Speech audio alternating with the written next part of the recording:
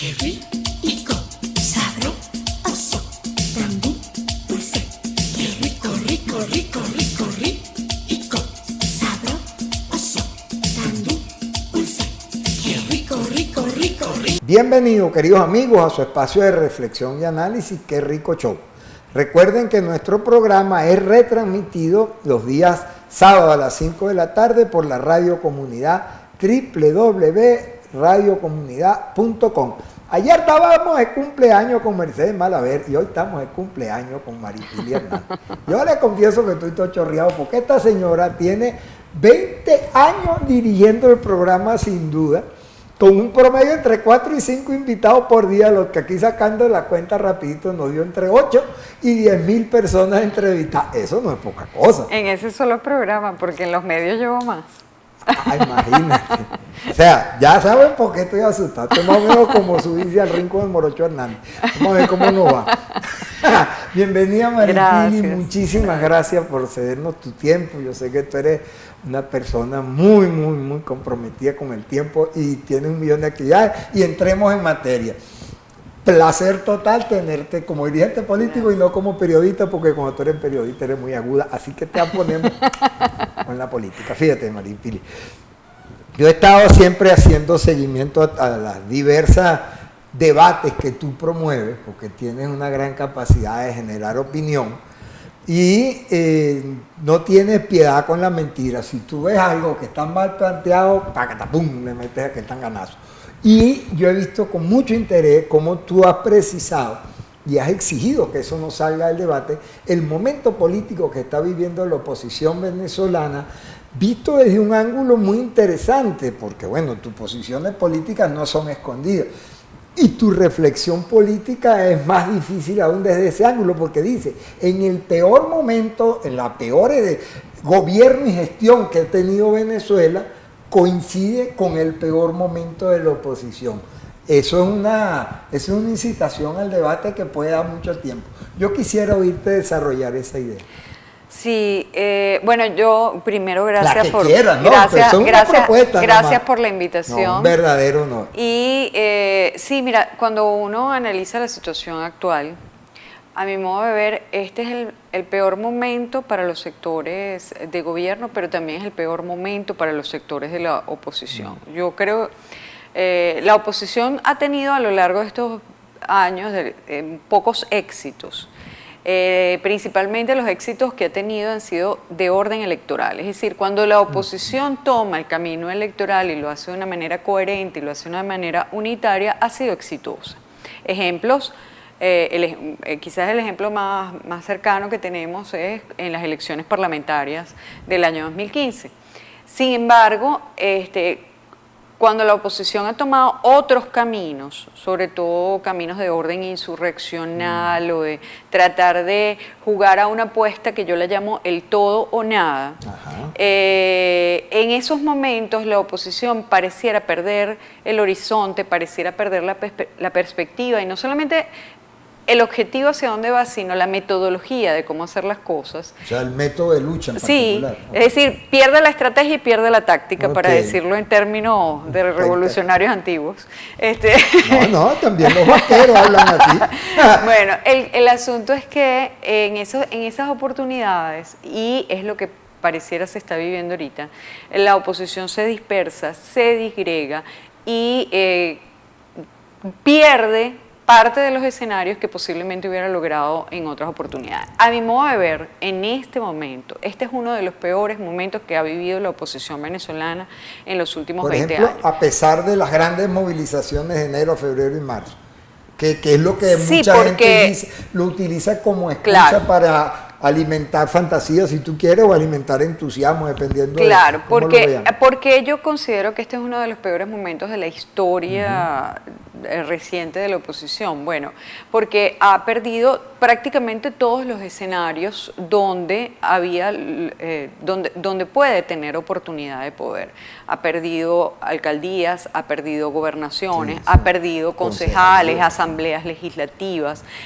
Prácticamente lo único que le quedaba era la Asamblea Nacional y lamentablemente por errores de la propia oposición los ha venido perdiendo también, porque el escenario de la Asamblea Nacional, después del 30 de abril, muy concretamente después del 30 de abril, entonces tú tienes unos diputados que deberían estar en la calle luchando con el pueblo, tratando de convencerlos de una ruta que ellos mismos han propuesto, tratando de generar políticas de organización, políticas en función de un objetivo específico, y resulta que ahora muchos de esos diputados o están detenidos o están fuera del país o están en una posición de clandestinidad por un error garrafal, a mi modo de ver, que comete un sector de la oposición el 30 de abril tratando de generar una situación insurreccional, cuando en ese escenario la oposición nunca va a tener la fortaleza. La verdadera fortaleza de la oposición está en los votos y no en los cañones. Fíjate, como en todos los divorcios, la razón tiene siempre quien lo narra, pero también el otro protagonista tiene sus razones y su sin razón. Es decir, también ha habido una actuación de parte del gobierno de Maduro de un ataque sistemático de desinstitucionalización de la Asamblea Nacional, del desconocimiento de sus funciones, del impedimento sistemático de su acción institucional cotidiana y hasta, en mi opinión, un uso arbitrario del TSJ que ha inventado esa frase del desacato global y masivo, cosa que pues yo no sé si coincidimos en ese enfoque, pero yo creo que eso es personal, eso es a cada quien que incumpla, no una institución. Entonces estaríamos en presencia, por un lado, de una cooperación en errores realmente digna de mejores causas.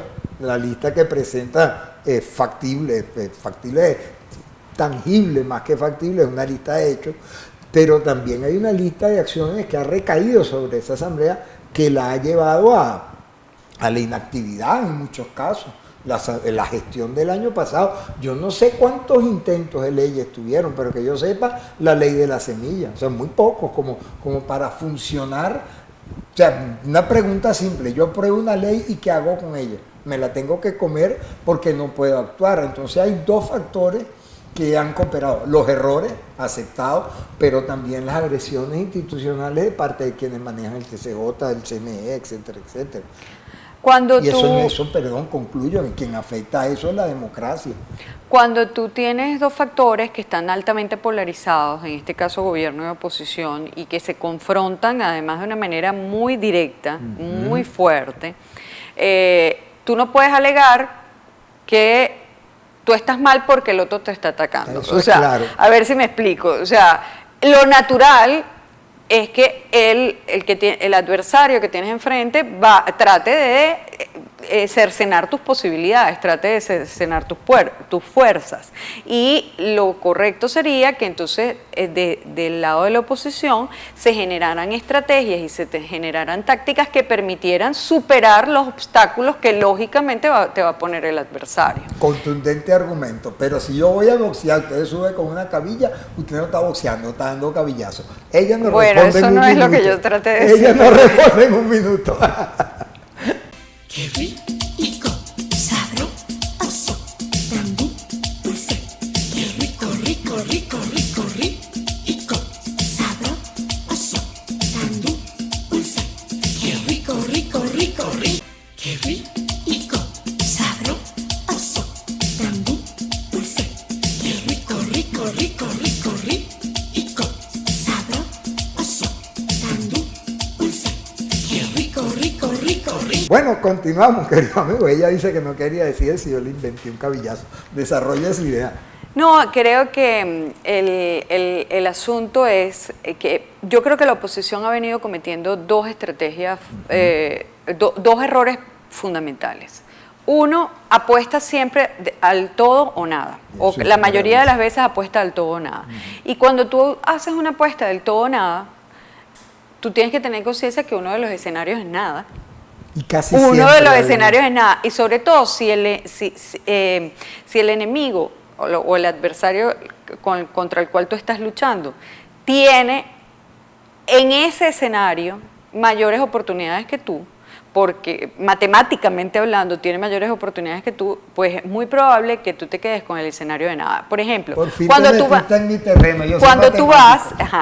vas al escenario insurreccional, Y entonces te montas con unos tipos con unas pistolotas y con unas armas largas en el puente de la Plaza Altamira. Bueno, ahí es una cuestión simple de matemática, cuenta los cañones, o sea, cuántos cañones tienes tú y cuántos cañones tiene el gobierno.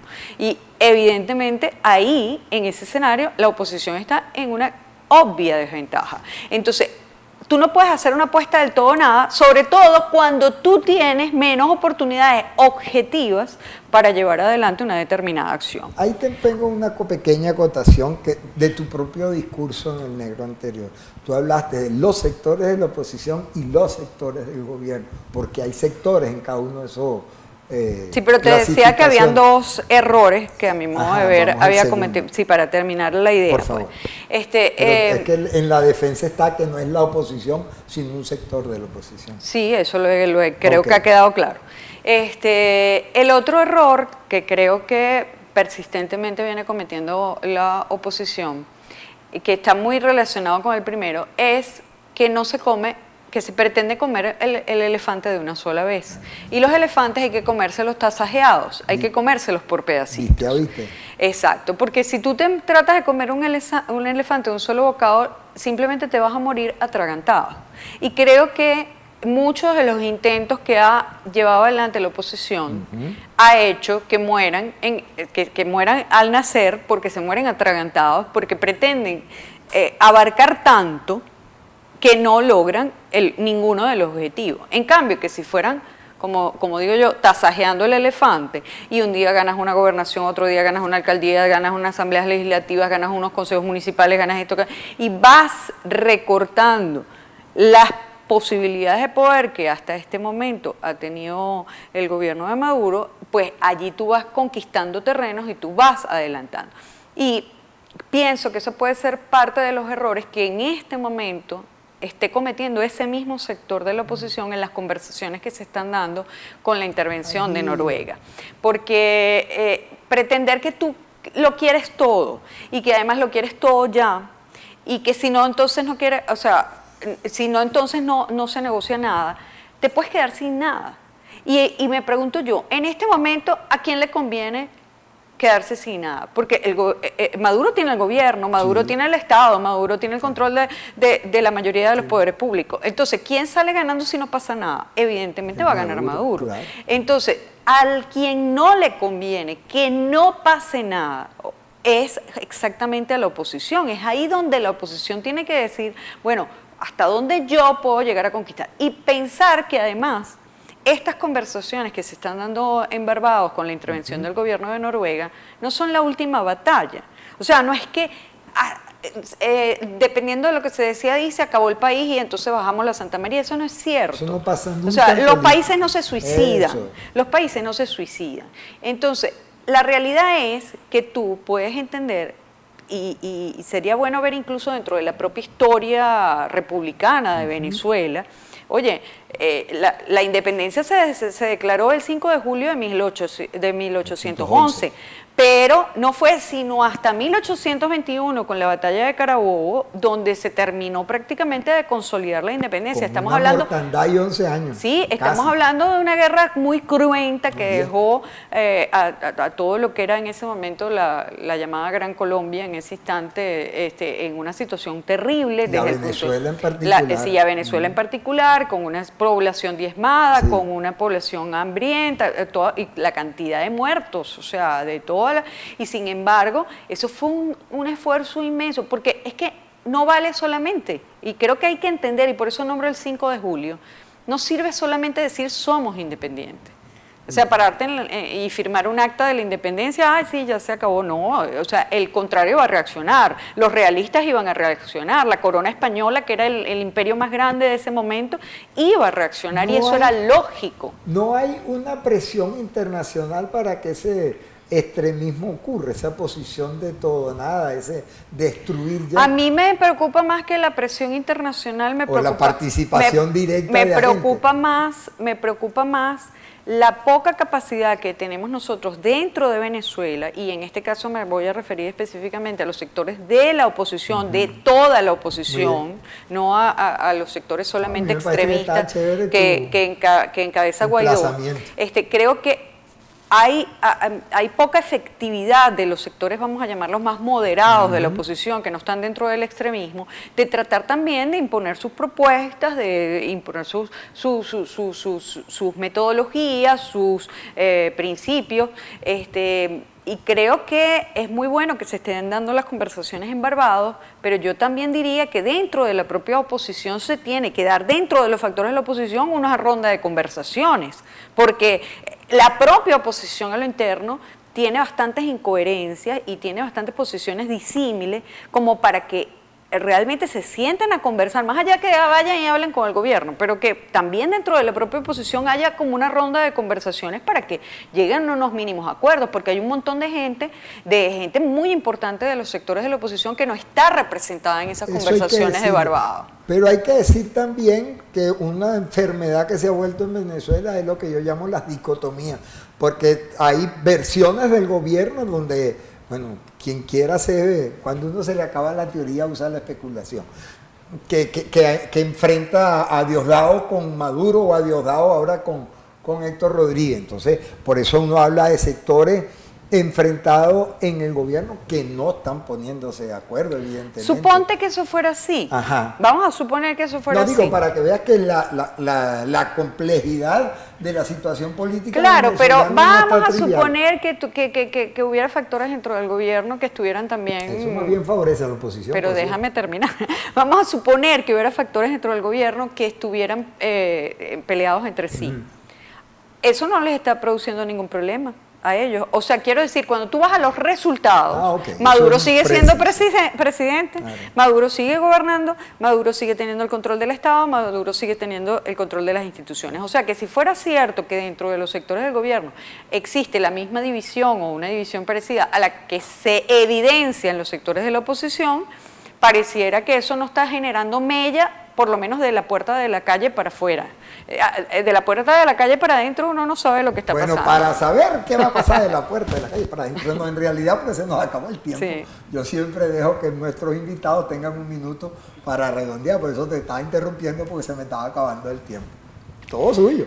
Bueno, pues nada, primero agradecerte y creo que este es un momento donde todos los venezolanos, los de cualquier posición, debemos apelar al diálogo. Es que el diálogo no solamente se dé en Barbados porque el gobierno de Noruega está interviniendo, sino sobre todo que se dé entre todos los venezolanos, los de cualquier color, los de cualquier tendencia, porque este país es de nosotros. No le puede doler más Venezuela a los noruegos o a los de la gente de las islas del Caribe o cualquier otro país latinoamericano que a los que estamos aquí, a los que vivimos aquí, a los que nacimos aquí.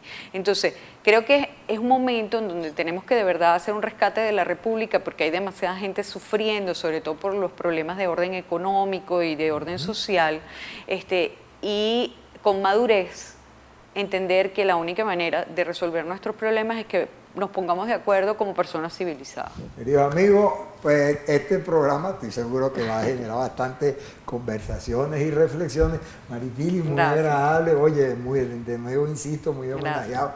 Desde que a mí me toca entrevistar a una periodista con un programa con 20 años, todavía no me cabe en la cabeza. Y con ustedes, hasta mañana.